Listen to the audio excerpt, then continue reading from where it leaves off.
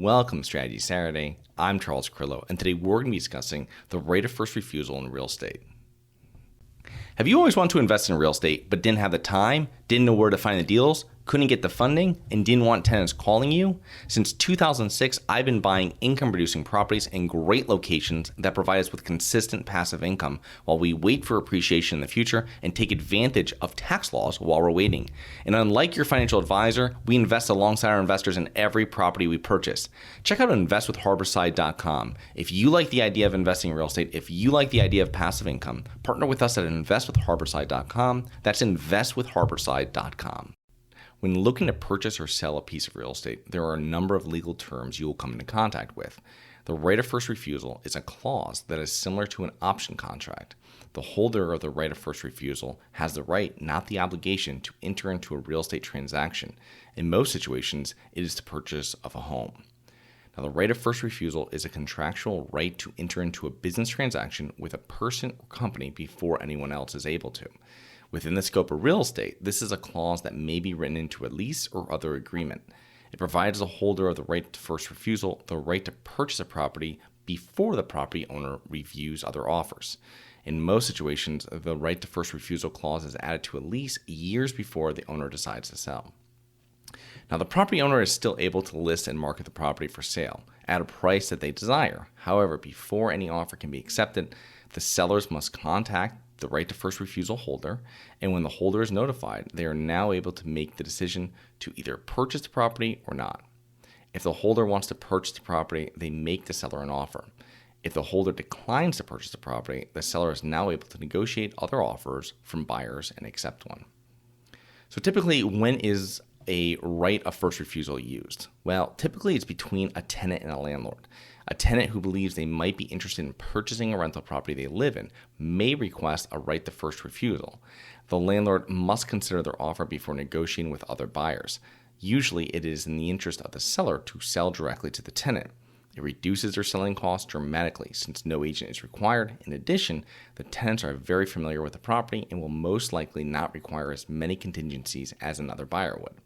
Lastly, the seller does not have to worry about having the unit vacant, cleaning, painting, or making repairs in most instances. Now, since the potential new buyer is already living in the property, it makes the sale much smoother. Next is between family members.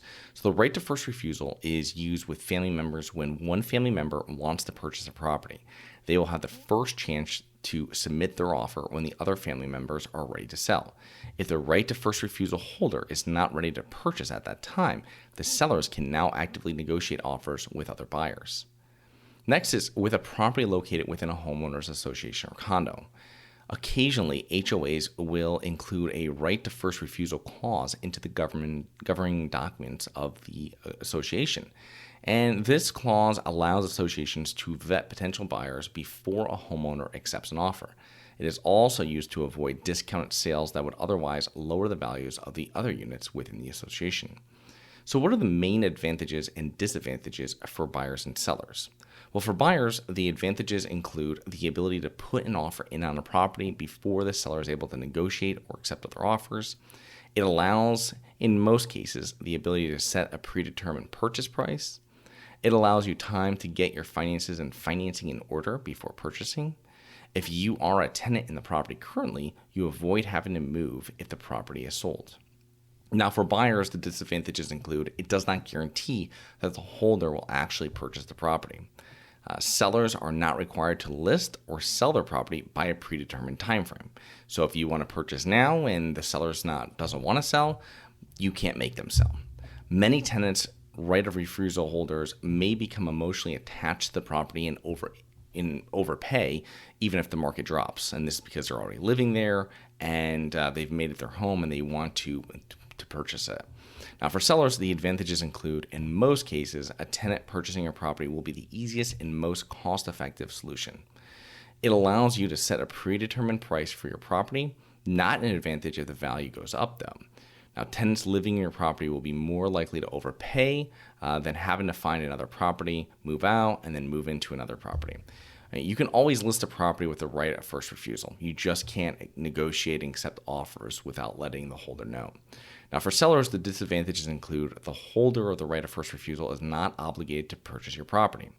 You can tie your hands for a set period of time from selling the property because it's minimizing the chance of a quick sale to a third party and is an added obligation for you.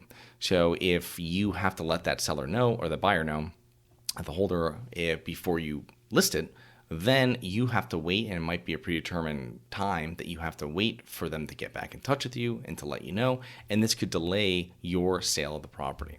Now, as a seller, should you agree to the right of first refusal if maybe one of your renters asks you? Well, each right of first refusal has differing terms and timelines.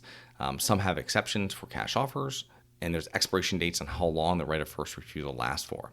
Now, if you're renting a property to a tenant that you feel will be a qualified buyer in the future, it might make sense to add a right of first refusal into the lease. Some tenants will actually pay a higher rental rate for having the right of first refusal in their lease, knowing that they won't have the first choice whether to stay in the property if you do indeed decide to sell while they're there. Now, property owners can consult with their attorney to draft the right of first refusal that fits their individual goals the best. So I hope you enjoyed. Please remember to rate, review, subscribe, submit comments and potential show topics at globalinvestorspodcast.com. Look forward to 2 more episodes next week. See you then.